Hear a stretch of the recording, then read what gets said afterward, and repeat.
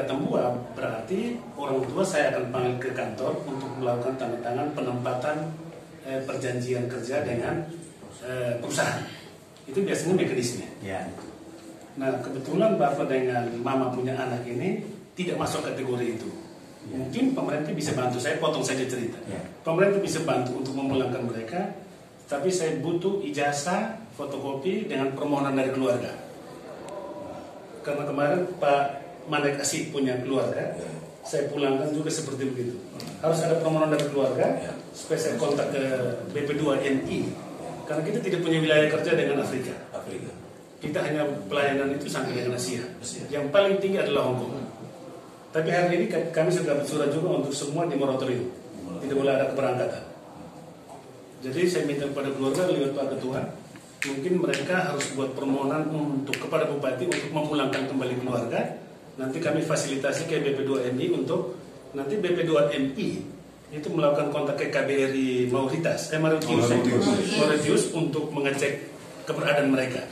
Setelah nanti setelah dapat mereka mungkin diisolasi dan lain-lain. Kalau masih hidup, kalau ini kita pulang dalam keadaan mati atau hidup itu kita kasih pulang, begitu. Oke. Artinya begini, kita dapat tahu dulu. Nanti lewat BP2MI, kami kontak ke BP2MI lewat surat dari keluarga. Nanti BP2MI yang melakukan pemulangan mereka lewat kerjasama dengan KBRI. Tetapi saya tidak bisa kasih waktu.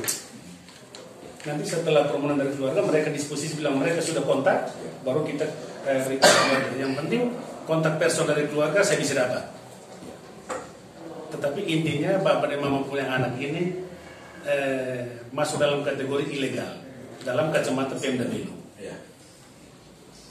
Karena Bapak dan Mama punya anak ini kontraknya tidak lewat dinas. Pemda Belu tidak pernah tahu. Tetapi nanti juga saya kontak ke PT Lumbung Arta Segara untuk mencari tahu kontraknya bagaimana kami ambil, coba supaya kami pelajari.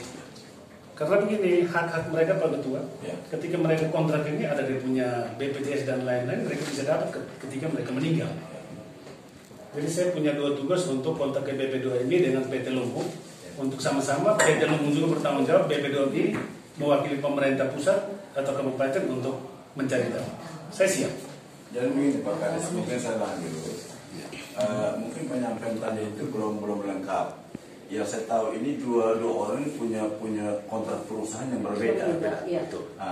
Kalau itu perusahaan satu masih ada satu lagi. Masih ada satu. Itu nama apa itu perusahaan? Perusahaan ini Bapak yang satu itu atas nama PT Mirana Nusantara Indonesia. Mirana.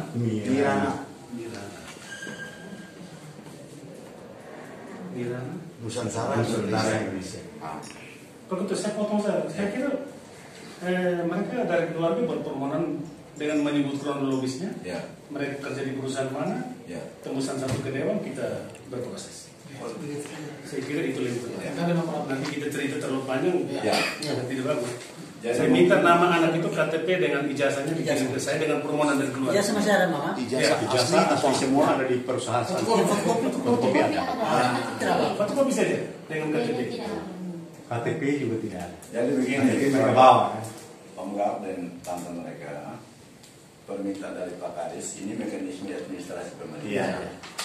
Artinya tadi sudah ada dapat jawaban dari Pak Kades bahwa ini masuk dalam kategori ilegal. Tapi tidak menutup kemungkinan untuk pemerintah tetap berusaha dengan keluarga untuk mencari keberadaan. Entah dia masih hidup atau mati, kita serahkan itu karena kita belum bisa mendeteksi secara benar. Dasar pertimbangan itu kita minta melalui keluarga, tolong buat permohonan kepada pemerintah Kabupaten Belu melalui Bupati, ceki Dinas Tenaga Trans Kabupaten Belu, nanti tembusan boleh ke kami DPR untuk bersama-sama dua lembaga ini membantu keluarga mencari dan berusaha untuk memulangkan dua anggota masyarakat atas nama bla bla bla yang bekerja perusahaan yang bertanggung jawab. Nama ini sebutkan lengkap.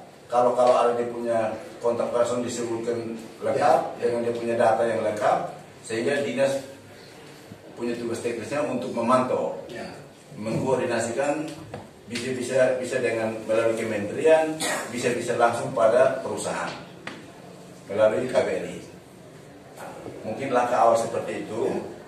Saya tidak membatalkan niat Bapak dan Mama karena begini Pak Kadis, ini sudah ada niat untuk mereka mau turun ke Jakarta, tapi kalau pergi tidak tahu dia punya sumber dan ini apa nanti terakhir Bapak dan Mama hanya korbankan tenaga, uang dan waktu, tapi tidak mendatangkan hasil. Oleh karena itu petunjuk tadi dari Pak Kadis ini langkah awal yang kita buat. Kalau dia masih hidup dalam proses waktu beberapa lama pasti dia pulang. Kalau mati pun dengan sendirinya akan kita tahu.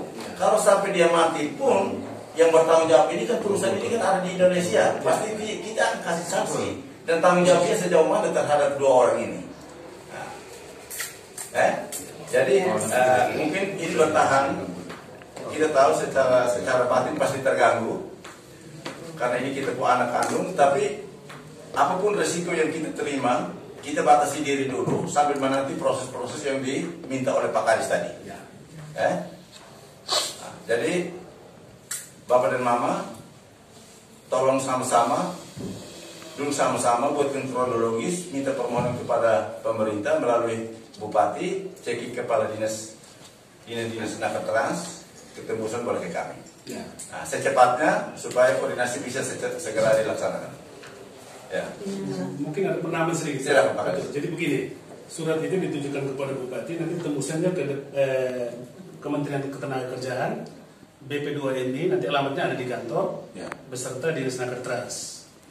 Untuk maksud tujuan seperti tadi disebutkan dalam surat yang Pak Bram tadi omong. Dengan maksud bahwa Kementerian Tenaga Kerja juga memantau karena ada satu dirjen yang membidangi ini, itu bisa langsung kontak ke KBRI. Mungkin sederhana saja Pak Kadis, supaya lebih enak. Ini sudah hampir tutup kantor. Kalau berkenan Pak Kadis dengan staf yang ada di kantor, tolong memfasilitasi itu proses surat dengan cerita penulis, tolong bantu mereka. Nanti sehingga mereka sampaikan kronologisnya, mungkin bisa buat narasi yang baik untuk ini membantu. Karena ini kan surat tembusan harus sampai di KBRI dan ini Kementerian Ketenagakerjaan toh. Jadi mungkin narasi ini dibuat secara baik sehingga bisa ditanggapi oleh pemerintah pusat. Mungkin saya minta bantuan itu Pak Kadis. Jadi Bapak dan Mama nanti besok tolong datang ke Dinas Naker Trans, Pak Kadis fasilitasi itu untuk kamu buat konsepnya seperti apa sesuai dengan kronologis yang disampaikan. Mungkin begini Pak Ketua, yang bersangkutan hidup atau meninggal dalam tanda kutip ya, kita kan tidak inginkan yang bersangkutan meninggal, tetapi jejak dia pasti diketahui oleh KBRI dan itu biasanya diinformasikan kepada kami. Karena kemarin Pak Manek Asid punya itu juga, suaminya sudah nikah, anak sudah ada dan masuk lagi penjara, kita dapat dan kita pulang ke dia.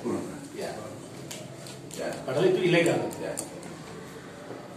Mungkin ini langkah-langkah yang kami bisa bantu Bapak dan Mama. Silakan. Nanti besok jam kerja. Silakan Mama. Terima kasih Bapak. Mohon izin langsung ini.